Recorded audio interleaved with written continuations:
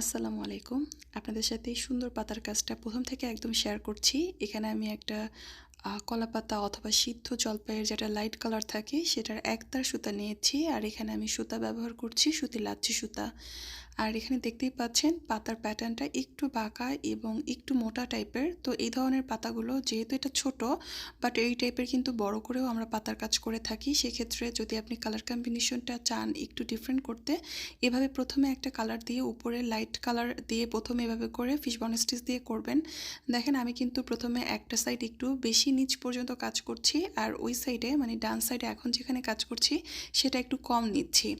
আপনি চাইলে এখানে শেড সুতা ব্যবহার করতে পারেন। আমি এখানে এক কালার সুতা যেহেতু ব্যবহার করছি, মানে ডিফারেন্ট সুতা ব্যবহার করছি, তাই আমি আবার সুতা চেঞ্জ করে নিলাম। এই পর্যায়ে আমার একটা কালারের সুতা শেষ হয়ে গেলে অন্য কালার সুতা দিয়ে এখন আমি বাকি কাজটা করছি। পুরো কাজটা কমপ্লিট হলেও কিন্তু বোঝা যাবে এটা একটা শেডিং সুতার কাজ, এবং এই ধরনের কাজগুলো দেখতে বেশ ভালো লাগে।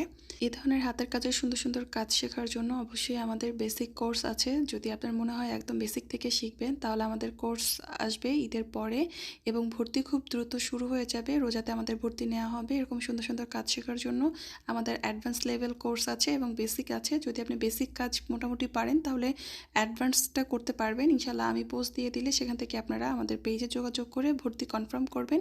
ঈদের পর আমাদের ক্লাস শুরু হবে। পাতার কাজটা কেমন হয়েছে অবশ্যই কমেন্ট করে জানাবেন। আল্লাহ হাফেজ।